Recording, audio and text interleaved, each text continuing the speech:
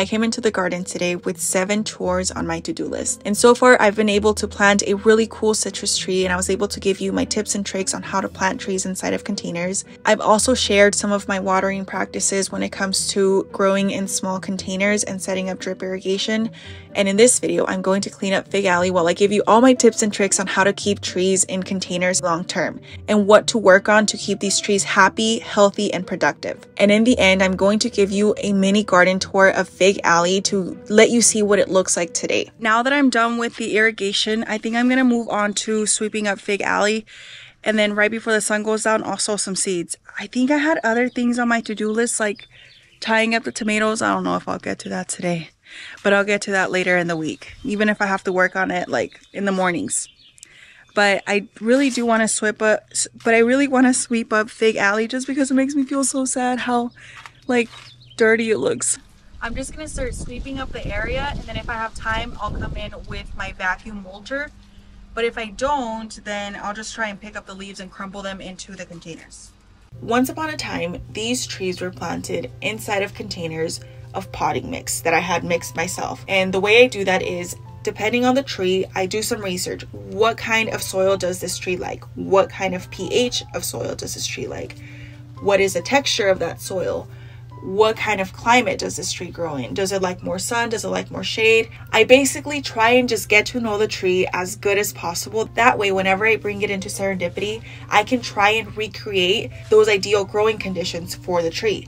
And one of the biggest, most important ones is the soil, because that's where they're going to be living in. That's going to be their home. But back then, the mentality that I had to keep these trees happy long term was, how do I feed the tree? And while that helped, serendipity exploded with beauty and growth once I switched my mindset over to, how do I feed the soil? How do I get as many nutrients into the soil? How do I attract and bring life into the soil?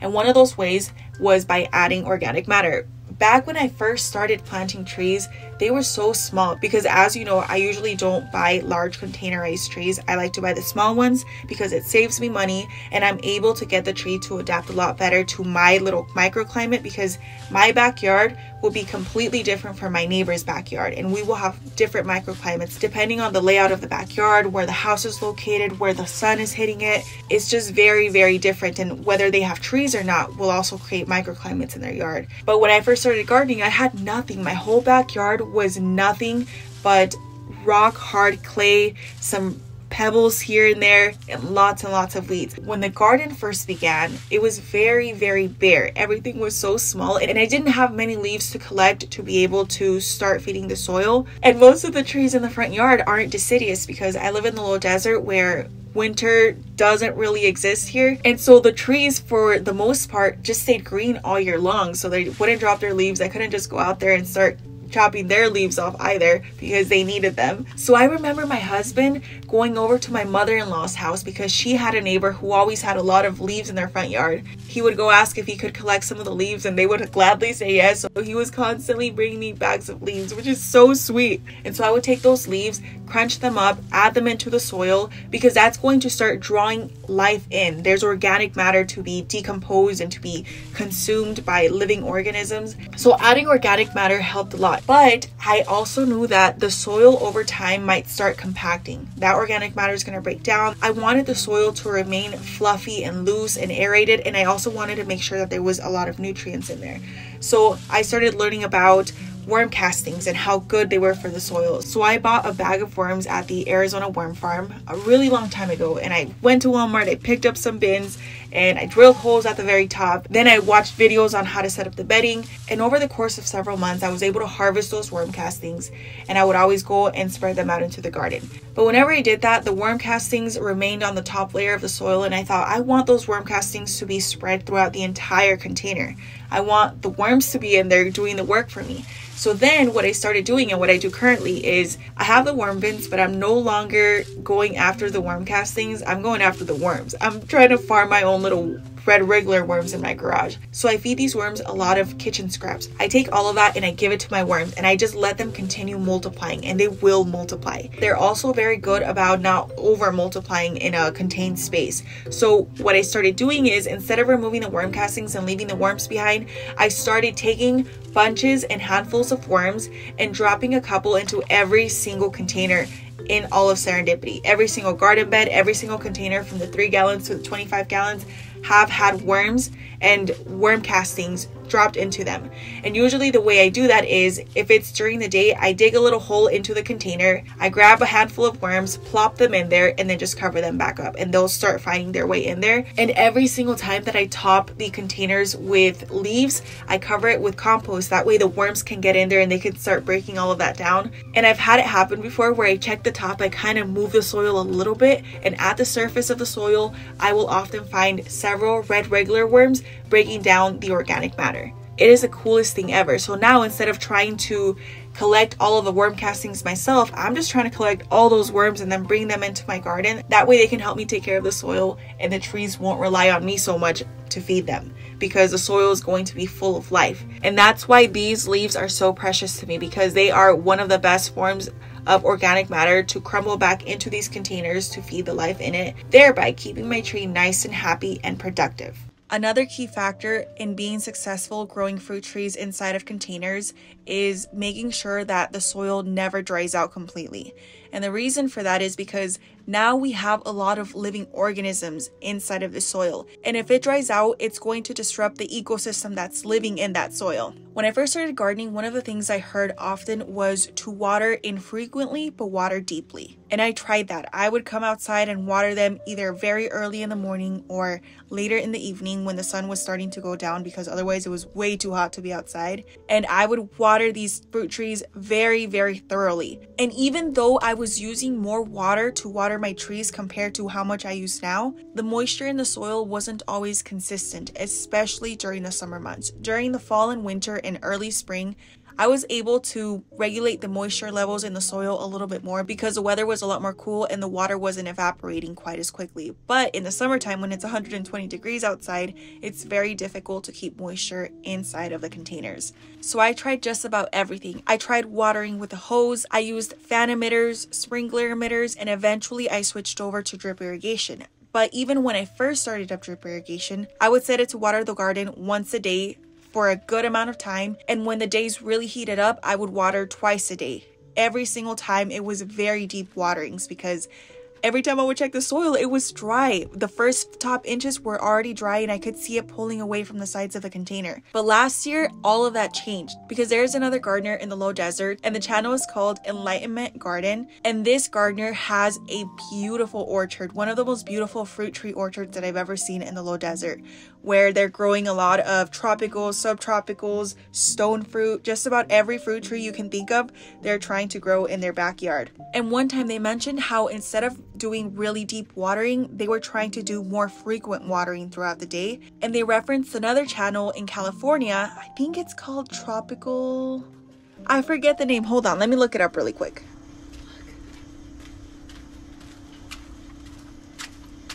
There's worms in this compost. I found a few other red wriggler worms. They must have gotten in through the holes and they've been living inside of the compost, so that's pretty cool. I found it. Their channel is called Tropical Central Valley, and they have a stunning tropical forest in their front and backyard. And they have a video where they talk about how they water their trees more frequently with less water versus giving them infrequent waterings, but having those waterings be very, very deep, and how instead of drowning your trees with water, you're basically giving them little sips throughout the day to keep them afloat, especially during really hot weather. So I decided to give it a shot, and it constantly changes depending on the month and what the temperatures are going to be like. But now, instead of watering the garden once or twice a day for long periods of time, I water it 4 times a day on drip irrigation for a few minutes every single time. So right now, all of the large containers in Serendipity, including Fig Alley, is getting watered between 8 to 10 minutes 4 times a day. So that's 40 minutes a day. This is enough to keep an even moisture in the containers without overwatering, so that I'm not drowning everything that's living in that soil. But there is enough moisture to where the soil is not going to feel hot, it's not going to dry out, and the trees love it. Once I switched over to watering the entire garden this way, I started seeing an explosion in growth from all of my fruit trees and all of my garden beds. A part of it probably also has to do with the fact that Serendipity is a lot more mature, so the plants can just take off a lot better. But at the same time, even newly planted trees are performing so much better than they used to. And I was accustomed to seeing all of the fig trees in Fig Alley looking very wilted and feeling some of the effects of the hot Arizona summers. And now I don't see that anymore. I can go out any time of the day and there will be absolutely no wilting anywhere in the garden. And I think it's just a combination of how the garden has evolved over time. When I first started gardening, there was absolutely no shade cloth anywhere because I couldn't afford it.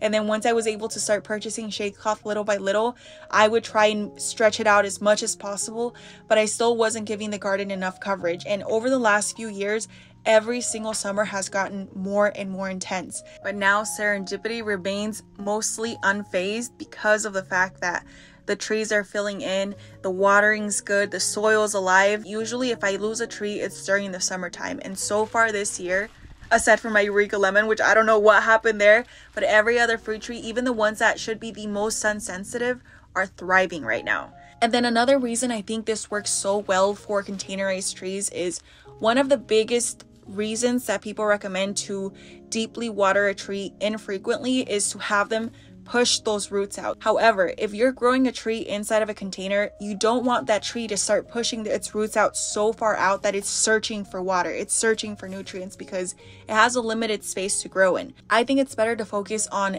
giving that to the tree in the container so that it doesn't have to push out that many roots, so that it stays in that container happier long term, so that you don't have a tree that's outgrown the container in a couple of months or within a year or so, which is something that I used to struggle with a lot. When I first planted all of these fig trees, which I started from cuttings, they were doing great, but they quickly outgrew the container because the watering was irregular, so they're putting their roots out trying to search for moisture, and the soil wasn't full of life like it is now. So it was up to me to fertilize them. It was up to me to make sure I was on a strict regimen of adding organic fertilizer or fish fertilizer to give them a boost whenever I saw that they were a little bit yellow.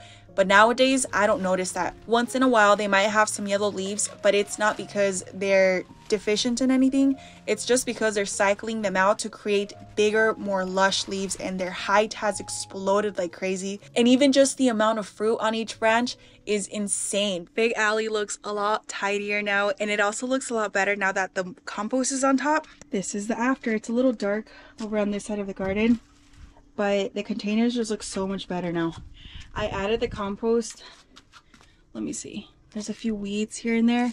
I didn't top this container mostly because I have a few pak choi starting to pop up. These are all the ones that I thinned out not too long ago. I have a few in this container as well. Those will be coming out soon just because it's heating up really fast. But the rest of these look pretty good. This is going to make it a lot easier for me when I come in to fertilize, because that way I can just mix a fertilizer into the top like 1 to 2 inches of compost along with some plasmite. I'm not going to get to that today though, but I will get to it soon. And look how much brighter it is on this part of Serendipity because the sun is about to go down. It's a little bit darker where I was working, but I feel like I got a lot of things on my list done today.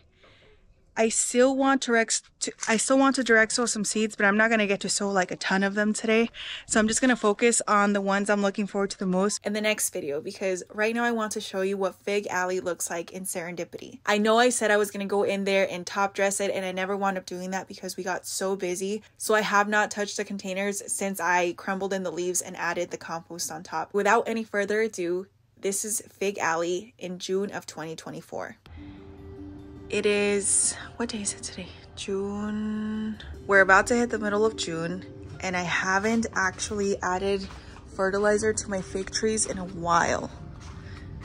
So I'm gonna go show you what they look like right now. I used to be on a very strict regimen of watering and fertilizing my fig trees, and I haven't done that this year. I did top it with the leaves and the compost, that was about it. I haven't touched them since then because we've been so busy.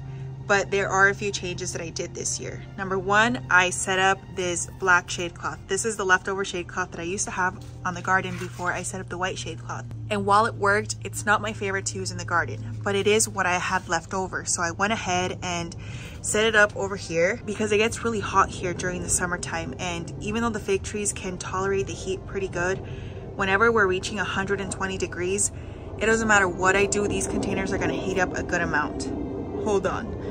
Let's pause while the airplane goes by. So the shade cloth worked beautifully, but there was one issue that I was facing, which was the trees usually grow so fast that they tower above the height of the cinder block wall. So I was worried the leaves would get damaged because they wouldn't be able to grow as big as I would like. So my husband gave me the idea to move the trees to the other side of Fig Alley. And I think it's genius because now they're several feet away from the cinder block wall. So even though this one heats up so much, the trees aren't up against it, so their foliage isn't going to get scorched. And having them up against the house is going to create a little microclimate where they'll be able to stay a lot cooler. You may be able to see, this one's not even a fig tree, but this is a tropic white guava. You're gonna see some yellow leaves at the bottom, but that's just because it's cycling them out to make room for all of that growth up there. This tree is like over 10 feet tall. No, yeah, it's about to hit 10 feet tall and bigger than that. Oh my goodness, it has never grown this much or this tall. This is the peach tree that I grafted. I know I came over here to show you the fig trees, but I just want to show you everything down Fig Alley. This is the Florida Prince peach that I grafted. It is looking beautiful, and this year it produced, was it 2 or 3 peaches that were delicious. They were a good size. There weren't that many of them because it didn't put on a ton of flowers, but it did try and fruit, and it successfully fruited, which is insane to me because I grafted this little guy. I was so scared that I wasn't gonna do it right, and I didn't do it right many other times after because I haven't been successful since then, but I also haven't been able to practice a whole lot. But I wouldn't have this tree right now if I hadn't just tried in the first place.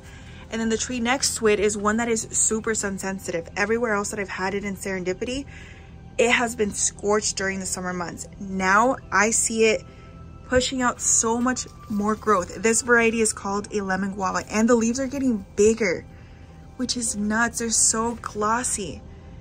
And look at it, it's still getting a good amount of sunlight.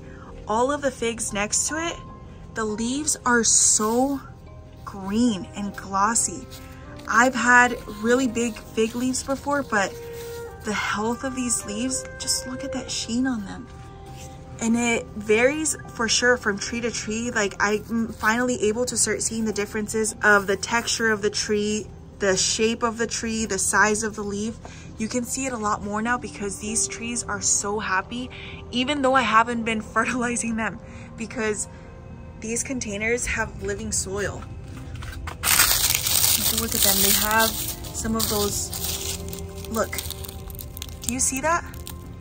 If I just move a little bit at the top, there's red wriggler worms there, which is good because guess what? At the top of the container is also the feeder roots for the tree. So as those worms are consuming that organic matter and breaking it down, they're leaving behind their worm castings as they're also aerating the soil. And those feeder roots now have access to the nutrients that will come from those worm castings. So in turn, I'm getting these massive trees that are so happy and so healthy. And I've actually pruned them back recently because they were so huge that their branches were all the way over to this portion of the pathways. And we need the space to be able to walk through. You can see some yellow leaves on the inside from time to time, but when we take a look at how big those leaves are compared to the ones it has now, it's just letting go of the leaves that aren't doing it any good anymore and keeping these gorgeous massive leaves. And look at all that fruit. Isn't that crazy, you guys? And it's not just one container, I'm telling you. I also need to remove this shoe right here.